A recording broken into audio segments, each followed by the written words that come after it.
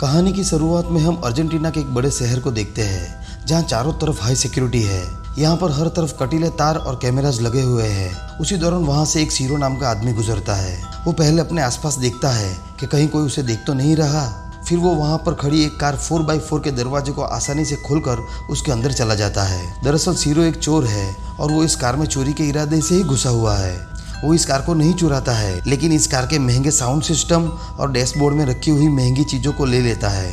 फिर वो मस्ती करते हुए पीछे की सीट पर टॉयलेट करता है। फिर सारा काम खत्म होने के बाद वो कार से बाहर निकलने के लिए डोर खोलने लगता है, लेकिन बहुत कोशिश करने पर भी डोर नहीं खुलता है। इसलिए वो दूसरे डोर को खोलने की कोशिश करता है, लेकिन सारे डोर ही लॉक्ड होते हैं। सीरो अब परेशान हो जाता है। वो गुस्से में आकर अपने पैरों से कार के शीशों को तोड़ने की कोशिश करता है, लेकिन उसके शीशों पर इतनी तेजी से पैर मारने के बावजूद भी शीशे नहीं टूटते हैं। फिर वो एक हथियार से शीशों को तोड़ने की कोशिश करता है, लेकिन उसका भी उन शीशों पर कोई भी असर नहीं होता है, क्योंकि वो सारे शीशे बुलेट प्रूफ होते हैं। अब सीरो डोर के प्लास्टिक पार्ट को तोड़ के उसके अंदर हाथ डाल के डोर को खोलने की कोशिश करता है, लेकिन तभी उसके हाथ में चोट लग जाती है। अब सीरो कुछ ज़्यादा ही परेशान हो जाता है। वो अपनी बैग में से गन निकालता है और कार के आगे के शीशे को शूट करता है, लेकिन सारे शीशे बुलेट प्रूफ होने की वजह से बुलेट रिफ्लेक्ट होकर उसके पैर में लगती है, जिससे यहाँ पर सीरो की मुसीबत और भी ज़्यादा बढ़ जाती है। सीरो खून को रोकने के लिए अपनी टी शर्ट को घाव पर लपेट देता है। तभी बाहर एक लेडी आती है जो कार के शीशे में देखकर अपने होठ पर लिपस्टिक लगाने लगती है। इससे ये पता चलता है कि कार के सारे शीशे पोलराइज्ड है, यानी बाहर से अंदर कुछ भी दिखाई नहीं देगा। कुछ देर में वो औरत वहाँ से चली जाती है और सीरो उसे देखता ही रह जाता है। फिर सीरो अपने फ़ोन से अपनी वाइफ को फ़ोन लगाता है, लेकिन तभी बैटरी लो होने की वजह से उसका फ़ोन स्विच ऑफ हो जाता है। सीरो अब यहाँ पर बहुत ही बुरी तरह से फंस चुका है। उसके पास यहाँ पर खाने के लिए कुछ भी नहीं है और पीने के लिए उसके पास थोड़ी सी कोल्ड ड्रिंक्स होती है, जिसे पीकर वो गुजारा करता है। खैर, अब ये रात तो सीरो किसी तरह निकाल लेता है। फिर अगले दिन सुबह सीरो कार का साउंड सिस्टम जो उसने चोरी किया था वो कार में वापस लगाता है और कार में म्यूजिक सुनने लगता है ताकि वो थोड़ा रिलैक्स हो सके। थोड़ी देर बाद वो फिर से डोर को तोड़ने की कोशिश करता है, लेकिन तभी कार में एक कॉल आती है। सीरो कॉल को उठाता है। सामने से वो कॉल करने वाला आदमी सीरो को बताता है कि मेरा नाम डॉक्टर एनरिक है, मैं इस कार का मालिक हूँ। मैंने इस कार में बहुत सारी सिक्योरिटीज लगा रखी है, जिसे मैं 4x4 कहता हूँ। साथ में वो सीरो को बताता है कि बाहर से ना कोई तुम्हें देख सकता है और ना कोई तुम्हारी आवाज़ सुन सकता है। ये कार पूरी तरह से बुलेट प्रूफ है। इस गाड़ी से बाहर निकलने का एक ही रास्ता है, नीचे टैंक से। लेकिन तुमने अगर ऐसा किया तो मैं इस कार को बम से उड़ा दूंगा। टैंक के नीचे मैंने एक बम लगा रखा है। अब ये सब सुनकर सीरो काफ़ी गुस्सा हो जाता है। वो डॉक्टर को गाली देते हुए कहता है कि वो उसे यहाँ से निकाले, वरना वो उसकी फैमिली को मार डालेगा। लेकिन डॉक्टर को इस बात से कोई फ़र्क नहीं पड़ता।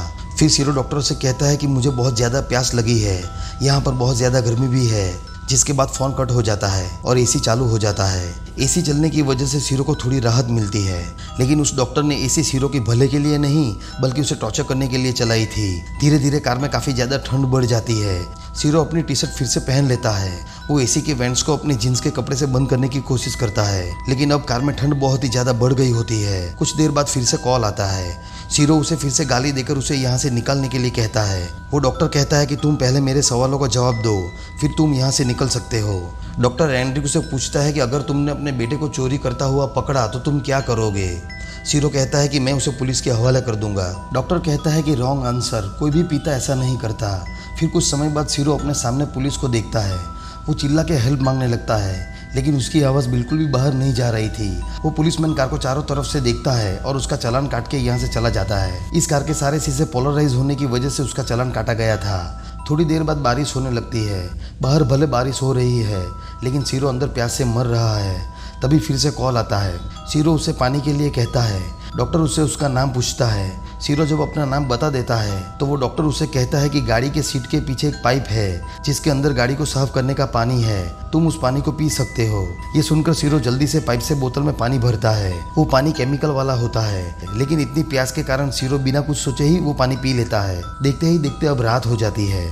सीरो को काफ़ी भूख लग रही होती है। उसके सामने ही एक डिलीवरी बॉय पिज़्ज़ा की डिलीवरी कर रहा होता है, लेकिन उसके सामने ही खाना होने के बावजूद वो कुछ नहीं खा सकता। फिर थोड़ी देर बाद सीरो की नज़र एक इंसेक्ट पे पड़ती है। वो उससे बातें करने लगता है और उसे अपना दोस्त बनाता है। फिर अगले दिन डॉक्टर सीरो को और टॉर्चर करने के लिए कार में गर्म हवा की एसी चला देता है, जिससे सीरो की हालत और भी बदतर हो जाती है। अब सीरो अपनी भूख मिटाने के लिए किताबों के पन्ने खाने लगता है और जब उसे पानी नहीं मिलता है तो वो बेचारा अपना ही टॉयलेट पीने लगता है। तभी वहाँ बाहर एक और चोर आता है जो इस कार को खोलने की कोशिश करने लगता है। लेकिन तभी वहाँ के आसपास के लोग आ जाते हैं और उस चोर को पकड़ लेते हैं, जिसके बाद वहाँ पर पुलिस आ जाती है। सीरो की किस्मत ही खराब होती है। यहाँ पर आसपास इतनी भीड़ होने के बावजूद भी किसी को पता नहीं चलता है कि इस कार में कोई आदमी मर रहा है। फिर जब रात में सीरो से भूख बर्दाश्त नहीं होती है तो वो अपने दोस्त उस कीड़े को खाने की कोशिश करता है, लेकिन तभी वो काफ़ी इमोशनल हो जाता है और कीड़े को नहीं खाता है। थोड़ी देर बाद वहाँ बाहर एक कपल आता है जो साथ में इंटीमेट होने लगते हैं, लेकिन सीरो उन्हें देखने के सिवा कुछ भी नहीं कर सकता। अगले दिन फिर से डॉक्टर एंड्रिक का फ़ोन आता है जो सीरो को बताता है कि डैशबोर्ड के नीचे एक चॉकलेट रखा हुआ है जिसे तुम खा सकते हो। फिर सीरो चॉकलेट खा के कुछ अच्छा महसूस करता है। सीरो अपने मोबाइल की बैटरी निकालकर बाहर धूप में रख देता है ताकि वो सोलर एनर्जी से कुछ चार्ज हो जाए। फिर सीरो फिर से कार के दरवाजे को खोलने की कोशिश करता है। वो दरवाजे पे एक छोटा सा छेद कर देता है, लेकिन इतने छोटे से छेद से आवाज़ बाहर नहीं जा सकती। तभी फिर से डॉक्टर का फ़ोन आता है जो उसे बताता है कि मैं तुम्हारे घर पे गया था जहां मैं तुम्हारी बीबी और बच्चे से मिला। मैंने उन्हें बताया कि तुम्हारी $1 लाख की लॉटरी लगी है जिससे वो अपना नया घर खरीद पाएंगे। ये सुनकर सीरो रोने लगता है और साथ में उसे गुस्सा भी आता है क्योंकि वो सोचता है कि ये आदमी उसकी फैमिली तक पहुंच गया है। फिर वो मोबाइल की बैटरी मोबाइल में डालता है जिससे फ़ोन ऑन हो जाता है। वो जल्दी से अपनी वाइफ को फ़ोन करता है, लेकिन उसकी वाइफ कॉल पिक नहीं करती है, इसीलिए सीरो वॉइस मैसेज छोड़ देता है।